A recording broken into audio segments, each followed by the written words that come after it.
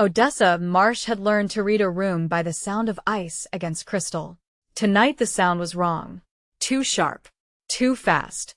200 guests filled the ballroom of the Choi estate on the hills above the Han River, and every one of them was talking at a volume that meant they were afraid of the silence underneath it.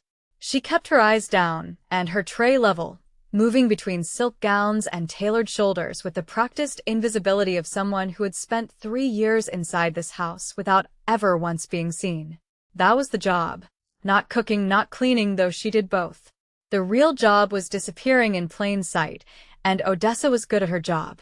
The birthday boy did not look like a man turning 34. He looked like a man counting exits. Juno Choi stood near the grand piano at the center of the room, a glass of something amber untouched in his hand, his black suit cut so precisely it seemed to have been poured onto him rather than sewn. He was not smiling, though everyone around him was smiling hard enough for the whole party.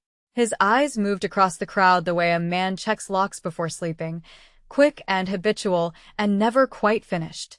Odessa had worked for the Choi family long enough to know the difference between the version of Juno that appeared in newspapers, the reform-minded businessman modernizing his father's shipping company, and the version that lived in this house.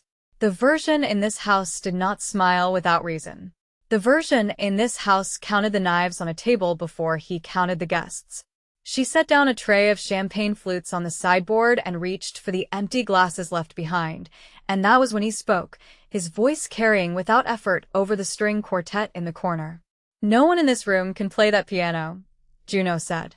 The room quieted by degrees, the way rooms did around him, conversation dying at the edges first and spreading inward like a stain. He set his glass down on the piano's closed lid, and the click of crystal against lacquered wood was the loudest sound in the ballroom. "I have watched 40 of you walk past this instrument tonight," he went on. "Admire it. Photograph it. Not one of you has touched it." His gaze swept the crowd, unhurried, almost bored. "I am told this is the finest private collection of guests my father ever assembled. Bankers, diplomats, 2 concert promoters. And yet..." A man near the bar, silver-haired and confident in the particular way of someone who had never been told no, straightened his jacket. "It is your instrument, Juno. Perhaps you should honor us." "I do not perform for entertainment," Juno said. "I asked a question. No one has an answer." Odessa kept moving, collecting glasses, telling herself this had nothing to do with her. She had heard him issue challenges before, quiet ones, over contracts and debts, and she had learned that the safest place in any room he controlled was the far edge of it. She reached the piano bench with her tray half full and did not look up. "You," Juno said. The word landed on her like a hand on the shoulder. She turned, and the entire ballroom turned with her, 200 faces rearranging themselves around the fact that the man everyone in Seoul owed something to was speaking directly to the maid in the light purple uniform standing by his piano. "Sir," Odessa said. Her voice came out level. That was its own small victory. "You've been in this house 3 years, Juno said. It was not a question. He never asked things he already knew. "You dust that piano every morning. I have watched you do it from the study window. You do not dust it the way the other staff dust furniture. You touch it like you know what it is." "It's a beautiful instrument," Odessa said carefully. "I'm careful with beautiful things." "That is not an answer to what I asked." The silver-haired man at the bar laughed, a short, ugly sound. "Juno, she's staff." "I am aware of what she is," Juno said, without looking at him, and something in his tone made the man go quiet immediately, the way a dog goes quiet at a sound only it can hear. Juno's attention returned to Odessa, and it did not waver. "Play something. Or tell me I am wrong about you." 200 people were watching her now. Champagne glasses paused halfway to open mouths, the string quartet silent, waiting on its own conductor's stilled bow. Odessa felt the tray in her hands, the small tremor of ice starting to shift in the glasses, and she set it down on the sideboard with exaggerated care because her hands needed something to do besides shake. She could refuse. She had every right to refuse. Nothing in her contract, nothing in 3 years of quiet, competent service, required her to sit at a $100,000 piano in front of the most dangerous man in the city's social circle and prove anything to anyone. But she thought of her mother's hands over hers on a second-hand upright in a church basement in Georgia, small enough that her feet had not reached the pedals. She thought of the scholarship. She had been 2 semesters from finishing before her mother's diagnosis had taken the money and the time and the dream in one long, slow theft. She thought about how long it had been since she had let herself want something in front of other people. She crossed to the bench and sat down.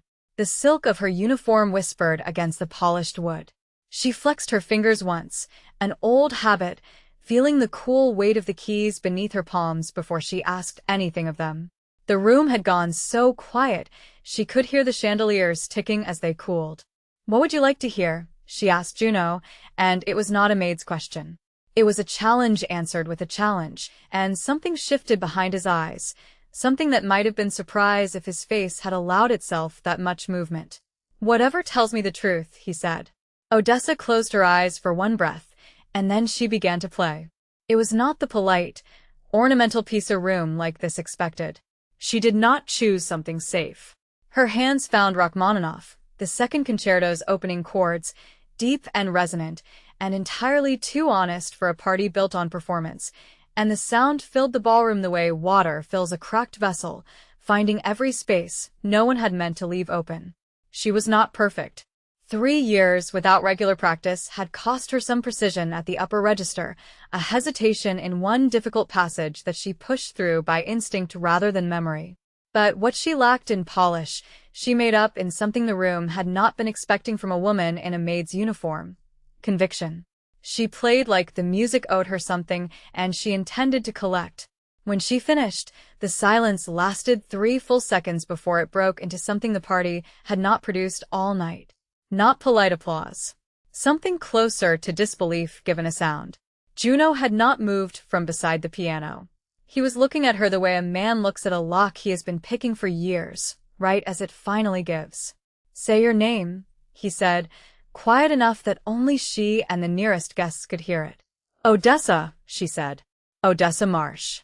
Odessa Marsh." He said it slowly, testing its weight, and something in the way he said it made the champagne glasses around them feel suddenly very far away. 3 years in my house, and I never asked. You never had reason to. I have reason now." The silver-haired man at the bar cleared his throat, trying to reclaim the room. "Well, a parlor trick. Charming." He lifted his glass toward Odessa in a gesture that was meant to be gracious and landed as condescension instead. "You should be commended for the entertainment." Something in Juno's jaw tightened, the smallest movement, barely visible unless you had spent 3 years learning to read him the way Odessa had. "She is not entertainment, Director Beck." His voice did not rise. It did not need to. "Careful with that word in my house." Beck's smile faltered. He set his glass down and found somewhere else to be. Odessa stood from the bench, smoothing her uniform, aware suddenly of 200 pairs of eyes recalculating who she was, and beneath that awareness a colder one, that Juno Choi did not correct powerful men in front of a room for maids he did not care about. Whatever door had just opened, it had opened for both of them, and neither of them yet understood what stood on the other side of it. That was the moment the party's rhythm changed, though no one in the room could have said exactly why. The music resumed. The conversation refilled the space it had abandoned. But Odessa felt Juno's attention on her like a hand at the small of her back for the rest of the night, and when she finally slipped out through the service door near midnight, she found she was still hearing the last chord of the concerto ringing somewhere behind her ribs.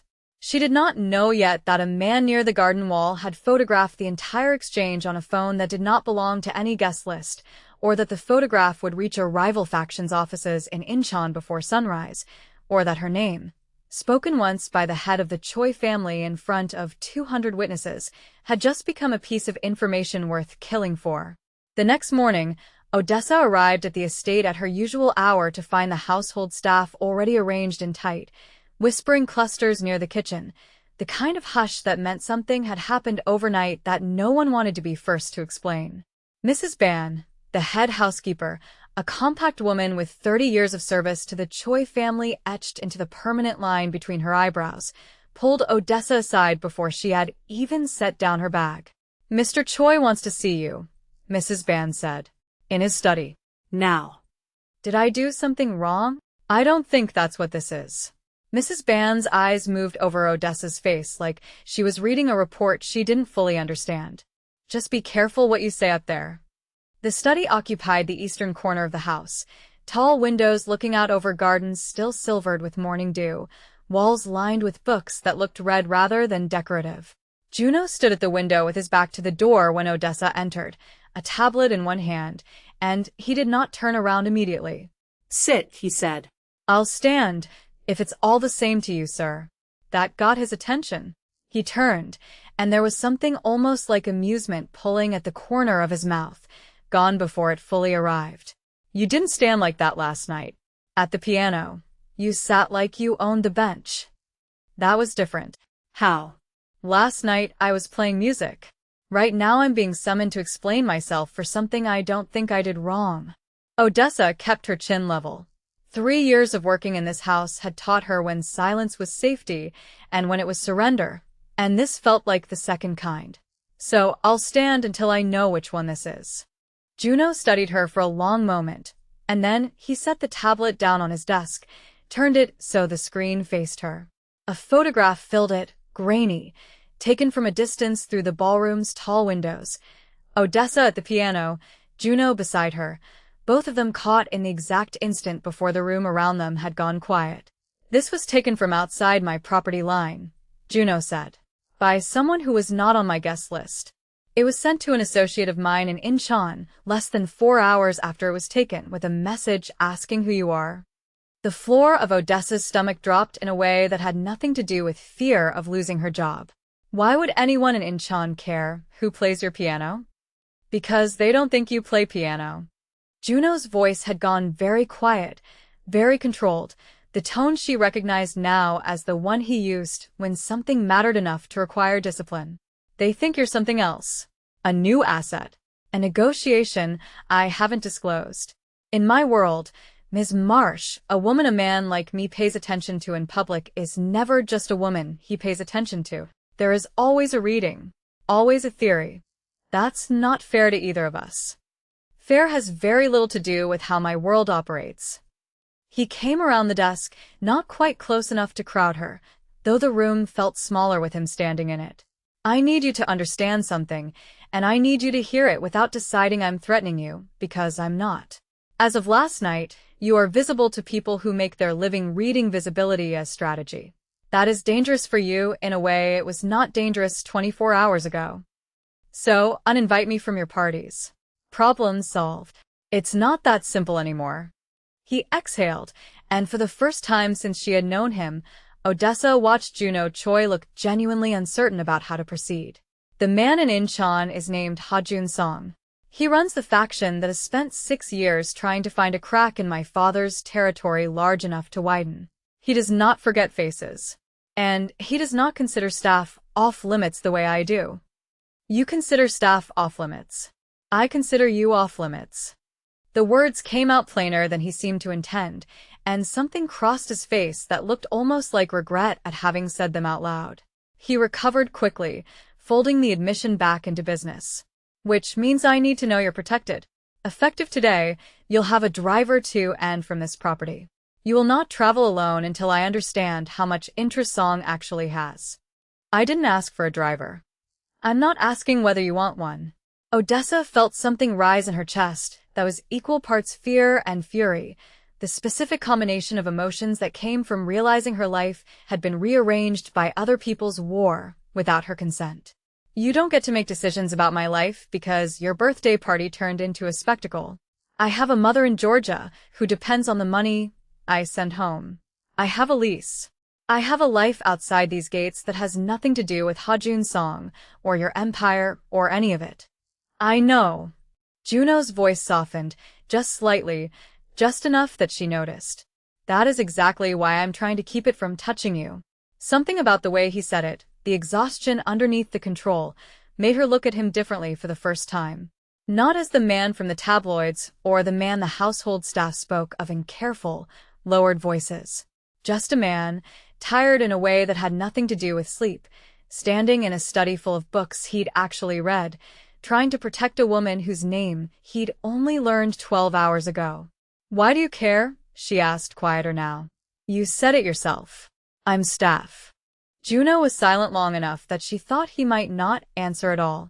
When he finally spoke, his eyes had gone somewhere else, somewhere further back than this room. "I had a sister," he said, "older than me by 6 years. Her name was Yuna.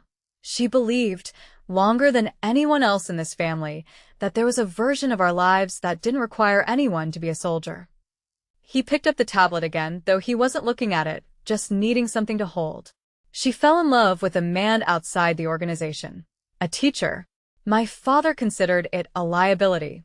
Song's people considered it an opportunity. What happened to her? She died believing love could exist apart from what my family is." His voice did not shake, but it had gone flat in the particular way of a wound that had scarred over without ever fully closing. "I don't intend to watch that happen to anyone else standing near me. Especially not because of a piano." Odessa didn't have words for the ache that opened in her chest at that, sudden and unwelcome, sympathy for a man she had spent 3 years being carefully afraid of. "I'm sorry," she said, and meant it. "Don't be sorry. Be careful." He set the tablet down, and the moment closed itself like a door, control sliding back over his features. "The driver starts today. That's not a request." She wanted to argue further, some part of her bristling at being managed, but a larger part of her, the part that had survived 3 years in this house by knowing which battles were worth the cost, recognized that he wasn't wrong about the danger, only wrong about how much say she'd have in surviving it. "Fine," she said. "But I want to know what's happening. Not the sanitized version the staff get. The real one." Something shifted behind his eyes, surprise again, and this time, he let it show. "Most people in your position ask me to make the danger disappear. You're asking me to explain it instead. I can't protect myself from something I don't understand." "No," he agreed slowly, like the idea was new to him. "I suppose you can't." For a moment neither of them spoke, and the silence between them was not the strained kind from the night before. It was something else, something that felt dangerously close to understanding, and Odessa found herself holding his gaze a beat longer than professional distance required before she made herself look away first, because looking away first felt like the only remaining form of control she had left in the room. "I have rooms to clean," she said. "Ms. Marsh." She paused at the door. "Thank you for playing last night," Juno said. "I meant what I said. I wanted the truth. You gave it to me." She left without answering, because she didn't trust what her voice would do if she tried. The driver's name was Taeyong, a broad-shouldered young man with a habit of checking mirrors more than the road, and he collected Odessa every morning for the next week without ever once making conversation feel obligatory. She appreciated that more than she said. It gave her space to think, and she needed it, because the estate had changed around her in ways she could not quite name. Guards who had once nodded past her now watched her cross the courtyard. Mrs. Ban had started leaving an extra cup of tea by Odessa's station without being asked, the kind of small kindness that meant the older woman had drawn her own conclusions and decided to be gentle about them. Juno did not summon her to the study again. Instead, she began finding him in places that made no sense unless she allowed herself to believe they were not accidents. The music room at odd hours when she went to dust the piano, the eastern hallway when she carried linens toward the guest wing, the kitchen doorway once, briefly, watching her plate a tray of food for the staff dinner with an expression she couldn't read and didn't ask him to explain. It was on the 7th day that the tension between them finally found a place to land. She was alone in the music room in the late afternoon, sunlight slanting gold through the tall windows, running a cloth over the piano's lacquered lid with the same unhurried care she'd given it every morning for 3 years. She didn't hear him enter. She only became aware of him when the air in the room changed, the particular pressure of being watched settling over her shoulders. "You don't have to dust it every day," Juno said from the doorway. "I have staff for that. I am your staff. You know what I mean." Odessa set the cloth down and turned to face him. He had shed his jacket somewhere between wherever he'd come from and here, His shirt sleeves rolled to the forearm, and it was the first time she had seen him look less than fully armored. There was a tiredness around his eyes that made him look younger, or perhaps just more human, and she found herself cataloging details she had no business cataloging.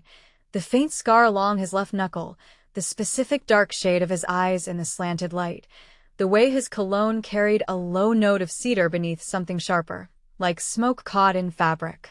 Play something, he said. I'm not on the clock for that. Consider it a request from your employer.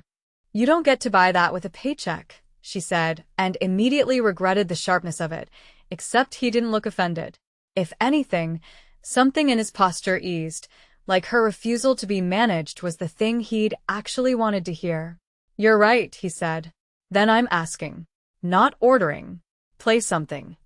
Odessa studied him a long moment, weighing the cost of refusing against the strange, unwilling pull she felt toward giving him what he wanted, and finally she sat, because some part of her had wanted an excuse to touch the keys again since the moment the last chord had faded a week ago.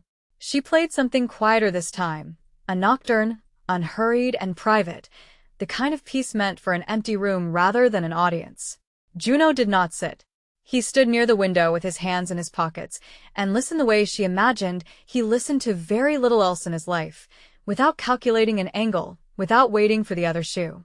When she finished, he was quiet for a long moment before he spoke. My sister used to play, he said. Not well. She hated the discipline of it. But she loved the sound enough to keep trying anyway.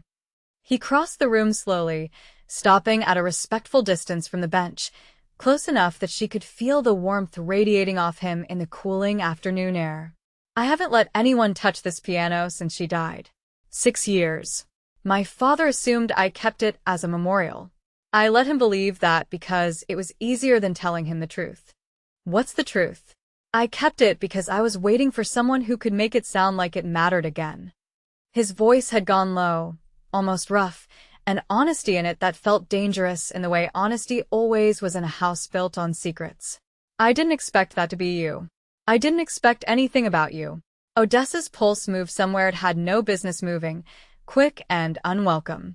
You don't know anything about me. I know you send money to Georgia every month without fail. I know you finished 2 years of a music degree before your mother's illness took the rest of it. I know you've turned down 3 job offers from families who pay double what I pay because you don't trust anyone who offers that much money without asking what they want in return. He said it without apology, without the pretense that he hadn't looked into her life the moment her name became a liability. I know more about you than I've let myself know about anyone in a long time. That should probably concern you.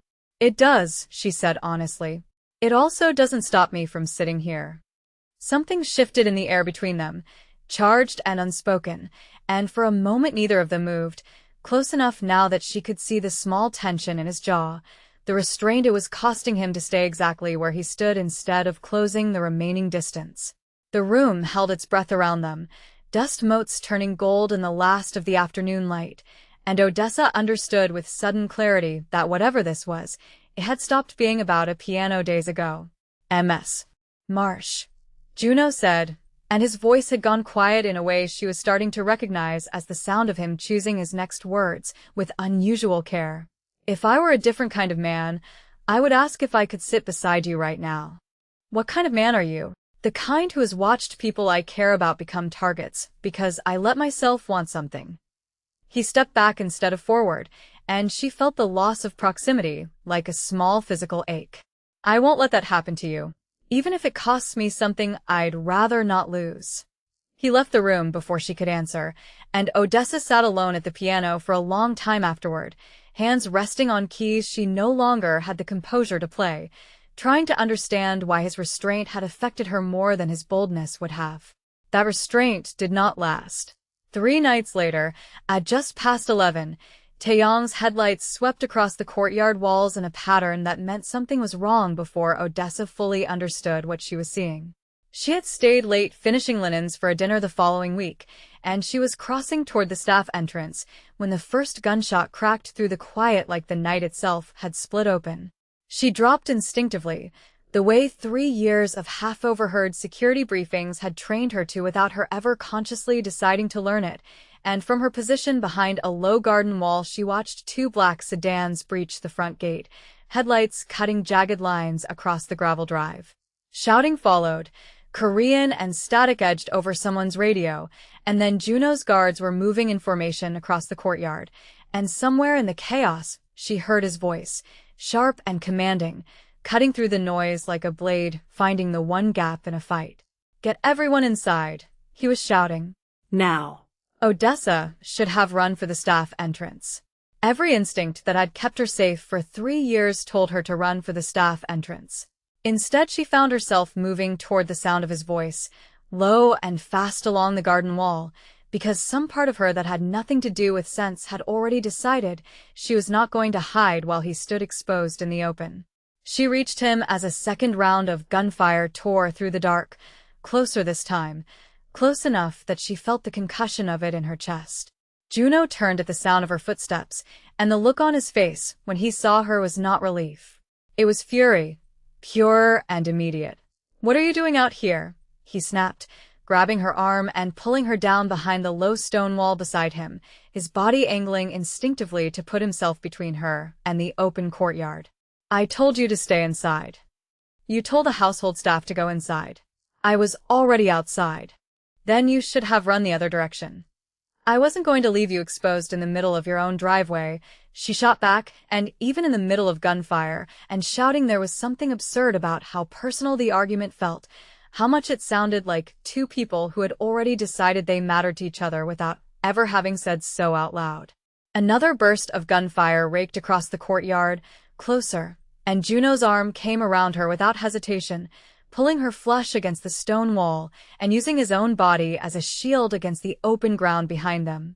She could feel his heartbeat through his shirt, fast and hard, and beneath the adrenaline she registered, absurdly, the specific scent of him this close, cedar and something sharper, smoke maybe, and the warmth of his hand splayed protectively across her back. "Stay down," he said against her ear, quiet now, all the fury drained out of his voice and replaced with something that sounded almost like fear. "Stay down and don't move until I tell you." The gunfire tapered as his guards pushed the intruders back toward the breached gate, and within minutes the courtyard fell into the strange ringing silence that follows violence, broken glass and spent shells scattered across gravel that had been immaculate an hour earlier. Juno did not move away from her immediately. For one long moment they stayed exactly as they were, her back against the stone wall, his body curved protectively around hers, both of them breathing hard in the aftermath. "That was songs, people," Juno said finally, quiet and grim. "A message. Nothing more. If he wanted me dead tonight, I would be dead. He wanted me to know he could reach my own front gate. Or he wanted to see how you'd react," Odessa said, "and now he knows exactly how far you'll go to protect me." Juno's eyes found hers in the dark, and whatever he saw there made something in his expression crack open, just slightly, just enough. "Yes," he admitted. "Now he knows." He helped her to her feet, his hand lingering at her waist a half-second longer than the situation required, and neither of them moved to close the last inch of distance between them, though both of them clearly wanted to. It was Odessa who stepped back first this time because someone had to, and because she understood with sudden clarity that whatever line existed between them had just become considerably more dangerous to cross. "I need to check on the household," she said. "Odessa." It was the first time he had used her name without the formal address, and hearing it land in his voice, low and unguarded in the wreckage of the courtyard, did something to her composure that gunfire had failed to do. "I'm glad you didn't listen to me," he said, "even though it terrified me." She didn't trust herself to answer. She turned and walked toward the house, and it took every ounce of discipline she had not to look back and see if he was still watching her go. The morning after the attack, the estate moved with a tight, controlled urgency of a household bracing for something worse. Extra guards patrolled the perimeter. Mrs. Ben kept the staff close to the main house and off the grounds. Odessa found herself summoned again to the study, though this time the walk there felt different, weighted with everything that had passed unspoken between them the night before. Juno was on the phone when she entered, speaking in clipped, precise sentences to someone about shipment routes and territory lines, and he raised one finger to ask her to wait without breaking his rhythm. She used the pause to study him properly for the first time in daylight since the courtyard. The faint shadow of exhaustion beneath his eyes, a shallow cut along his jaw he hadn't bothered to explain, the way his hand tightened almost imperceptibly around the phone whenever the person on the other end mentioned a name she didn't recognize. He ended the call and set the phone down with more force than necessary. Song has doubled his surveillance on this property, he said without preamble. My people intercepted a communication this morning. He's not interested in me anymore. Not primarily. His jaw tightened. He's asking questions about you, where you live outside these gates, Who you send money to. what it would take to get you somewhere I can't reach. Odessa felt the floor tilt slightly beneath her. Why would he want me? Leverage. Juno's voice had gone hard in a way she hadn't heard from him before, controlled fury barely leashed. He's realized what I already knew the night you sat down at that piano. That you matter to me. And in my world, anything that matters to a man becomes the fastest way to break him. So what happens now? Now I keep you somewhere he can't reach. He crossed the room, close enough that she had to tilt her head to hold his gaze, and there was something raw in his expression that hadn't been there before, the careful control finally showing it seems. I know how that sounds. I know you didn't sign up to become a target in a war that isn't yours. If you want to leave the city, I'll arrange it myself. Tonight, with enough money that you'll never have to think about this house again. Is that what you want? No, he said, immediate and unguarded, the admission costing him something visible in the tightness of his shoulders. What I want is selfish, and it would put you in more danger, not less. So I'm asking you what you want, because you've earned the right to choose, and I'm done making decisions about your life without you in the room. Odessa looked at him for a long moment, weighing fear against something else, something that had been building in her since the first night at the piano and had only grown sharper in the weeks since. She thought of her mother in Georgia, the money she sent home every month, the quiet life she had built for herself in the margins of this house. She thought of how easy it would be to walk away and never look back. She thought of his arm around her in the dark, his body between her and the gunfire. The way he had said her name like it belonged to him and to no one else. I'm not leaving, she said. Odessa. You said I've earned the right to choose. I'm choosing to stay. She held his gaze, steady despite the tremor she could feel starting somewhere beneath her ribs. I've spent my whole life being careful. Careful with money. Careful with my mother's illness. Careful with every door that ever looked like it might lead somewhere good. I'm tired of being careful. If Song wants to use me to hurt you, then I want to be standing close enough to make that a mistake he regrets. Something in Juno's expression broke open at that, the last of his restraint finally giving way, and he closed the distance between them in 2 steps, his hand coming up to frame her jaw with a gentleness that felt entirely at odds with the violence she knew lived in him. You have no idea what you're asking to be part of, he said, voice rough. Then tell me. All of it. No more sanitized version. He told her. He told her about Song's territory in Incheon, about the shipment routes that had turned into a 6-year war of attrition, about his sister Yuna and the teacher she had loved, and the specific, deliberate cruelty of how Song's people had ended that story. He told her about the weight of running an empire he had never wanted, inherited from a father who measured loyalty in blood and fear. He told her things he had never said aloud to anyone in that house, and Odessa listened without flinching, because she had decided, somewhere in the space of that conversation, that she was not going to be a woman who ran from the truth of what she wanted. There's a shipment arriving at the Incheon port in 4 days, Juno said finally. Song's people have been positioning to intercept it and use the confrontation as cover to move against this house directly. I intend to be there when they try. Then I'm coming. Absolutely not. You just spent 10 minutes telling me you're done making decisions about my life without me in the room, Odessa said. I'm not asking to hold a weapon, Juno. But I've spent 3 years in this house learning how your world moves, who watches whom, who lies and how. I notice things your soldiers don't, because no one has ever thought to hide anything from the Maid. She held his gaze steady. Use that. Don't waste it protecting me from a fight I'm already in. He studied her for a long moment, something shifting behind his eyes that looked like the exact instant a man stops fighting a decision he has already made. If anything happens to you, then it happens to both of us. That's what this is now, isn't it? He didn't answer with words.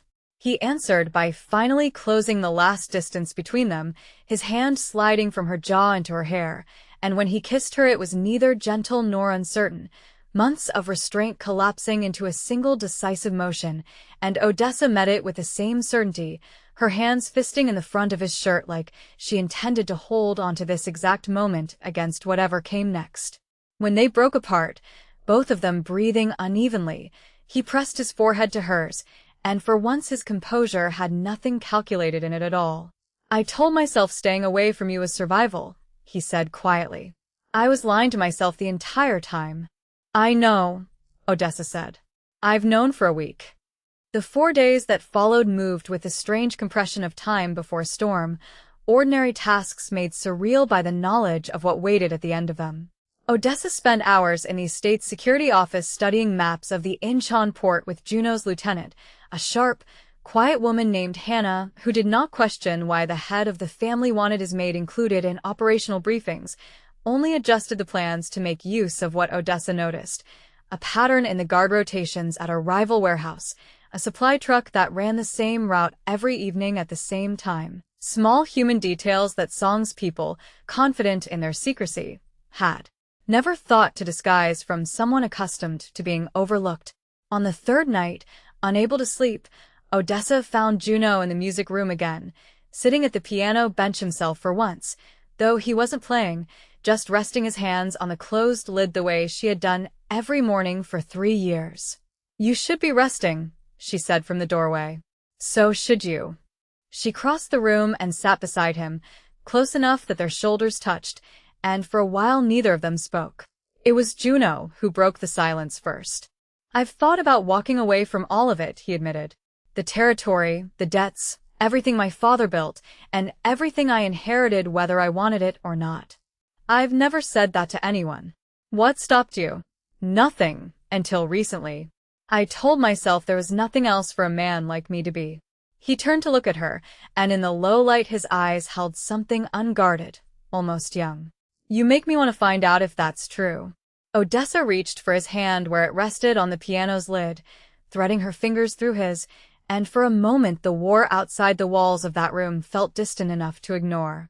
"Then survive Incheon," she said, "and let's find out together." He kissed her knuckles, slow and deliberate, and the tenderness of it after everything that had passed between them felt like the most dangerous thing he had done yet, because it meant he had stopped protecting his heart from her days ago, and simply hadn't said so until now. The port at Incheon on the night of the shipment was a landscape of shipping containers stacked into steel canyons, floodlights throwing hard shadows across wet concrete, the air thick with diesel and salt and the particular tension of men who knew violence was coming and were only waiting on the hour. Odessa stayed exactly where Juno had positioned her, in the security office overlooking the loading yard, a radio in her hand and Hannah beside her, watching the operation unfold across a bank of monitors. It went wrong faster than any of them expected. Song's people breached the perimeter from the waterside, boats cutting engines early and drifting the last 100 meters in silence, a tactic none of Juno's people had planned for because it hadn't matched any previous pattern. Odessa watched the monitors with her pulse hammering as gunfire erupted between the containers, Juno's men scattering into defensive positions, and then she saw it, a second group moving along the eastern fence line, flanking wide, heading directly for the position where Juno himself was coordinating the defense, completely unaware of the approach at his back. "They're flanking him," Odessa said, already moving. "Eastern fence, he can't see them from where he's standing." "That's not our position," Hannah said, grabbing for the radio. "I'll relay it." "There's no time. The radio delay will cost him 15 seconds he doesn't have." Odessa was already out the door before she'd finished the sentence, running down the exterior stairwell toward the loading yard with a clarity of purpose that overrode every instinct telling her to stay where it was safe. She reached the edge of the container stacks just as the flanking group rounded the corner nearest Juno's position, and without a plan beyond the certainty that she could not watch this happen from a monitor, she grabbed a length of loose chain hanging from a nearby container hook and swung it hard into the knee of the lead man as he passed, sending him sprawling into the second man behind him in a tangle of limbs and dropped weapons. It bought exactly the seconds it needed to buy. Juno spun at the sound, taking in the scene in an instant, and moved with the same lethal economy she had heard about and never fully witnessed, disarming the closest threat before either man had fully regained his footing. When the immediate danger cleared, he turned to find Odessa already there, breathing hard, chain still gripped in her hand, and something in his expression as he looked at her was not gratitude exactly. It was closer to awe. "You were supposed to stay in the office," he said, voice rough. "You were supposed to not get flanked," she shot back, and despite everything, despite the gunfire still echoing somewhere across the yard, something that was almost a laugh broke loose from him, sharp and disbelieving.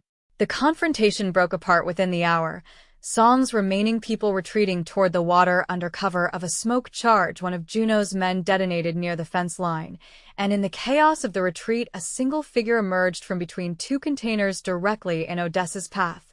Ha-Jun Song himself, older than she expected, silver at his temples, a pistol already raised and leveled at her chest with the calm of a man who had done this before and felt nothing about doing it again.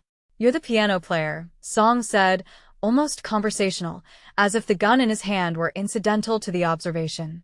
"I wondered what would justify the risk he's taken for you." "Put it down." Juno's voice cut across the yard, and Odessa heard him closing the distance behind her, though not fast enough to matter if Song decided to pull the trigger before either of them reached him. "He'll burn his empire down for you," Song said to Odessa, ignoring Juno entirely, eyes fixed on her with an unsettling, clinical interest. "That's useful information. More useful than you probably realize." Odessa's mind moved fast, cataloging the details she had spent 3 years learning to notice. The slight favoring of Song's left leg, an old injury never fully healed, the way his gun hand trembled almost imperceptibly from adrenaline rather than confidence, the fact that he had positioned himself with his back to a stack of empty pallets rather than solid cover. She did not have a weapon. She had instinct and 3 years of reading rooms for a living and the certainty that hesitation was the only thing that would actually get her killed. She stepped sideways, fast, breaking his sight line for half a second, and it was enough.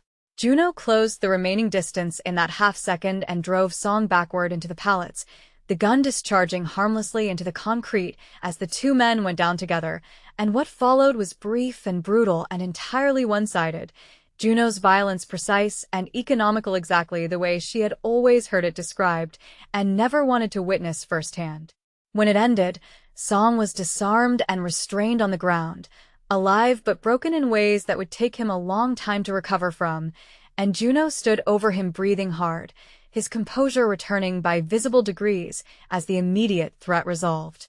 "Take him," Juno said to the men who arrived a moment later. "Alive." "I want him to understand exactly what he cost himself tonight." He turned to Odessa then, crossing the wet concrete between them in 3 strides, and pulled her into him with a force that spoke more clearly than any words could have of how close the last several minutes had come to a very different ending. She felt him shaking, just slightly, the adrenaline finally catching up to him now that the danger had passed. "You could have died," he said against her hair. "You stepped directly into his line of sight to save mine. You have done the same for me." "That's not the point." "It's exactly the point." She pulled back far enough to meet his eyes, steady despite everything. "You keep trying to protect me from this world like I'm something separate from it. I'm not. I chose this. I chose you. That means I get to fight for you too." Juno's expression, for the first time since she had known him, held nothing guarded at all. "No one has ever fought for me," he said quietly. "Not since Yuna. Get used to it." He kissed her there in the wreckage of the loading yard, careless of who might see, and it was answer enough to everything neither of them had said yet out loud. The weeks that followed the confrontation at Incheon brought a fragile, hard-won quiet to the Choi estate. Song's faction fractured without its leader, absorbed piece by piece into territories that no longer had appetite for a war they had already lost. Juno spent long hours in negotiations that Odessa was no longer excluded from, not because she had asked for a place at that table, but because he had started pulling out the chair before she could. On a warm evening 3 months later, Odessa found herself once again at the piano in the music room, sunlight slanting gold through the windows the way it had the very first time he'd asked her to play just for him. She was not wearing the light purple uniform anymore. She had told him, in the weeks after Incheon, that she wanted to finish her degree, and he had not tried to talk her out of walking away from the household staff position, only asked, quietly, if she intended to walk away from him at the same time. She hadn't. She had simply changed what room in the house she occupied and what she meant to him, and neither of them had needed to make a formal announcement of it for the entire household to understand. Juno leaned against the doorframe now, watching her the way he had that very first afternoon, hands in his pockets, something unguarded in his expression that would have been unrecognizable to anyone who had only ever seen him across a boardroom table. "Play something," he said. "You always ask me that like it's still a request." "It is," he said. "It always was." She smiled, the particular smile she had learned to give only him, and let her hands find the keys, something quieter this time, something that didn't need an audience of 200 people to mean what it meant. Juno crossed the room and sat beside her on the bench, close enough that his shoulder pressed against hers, and for a long time neither of them said anything at all, because there was nothing left that needed saying, only the sound of the piano filling a room that had waited 6 years for someone to make it matter again, and a man who had finally stopped counting exits because, for the first time in longer than he could remember, he had found a room he did not want to leave. If this story kept you up past your bedtime, you already know what to do. Hit like before you scroll away, subscribe if you want more slow burn stories exactly like this one, and drop a comment telling me the exact line that made your chest tighten, because I read every single one. There's a new story waiting for you next week, and trust me, you won't want to miss it.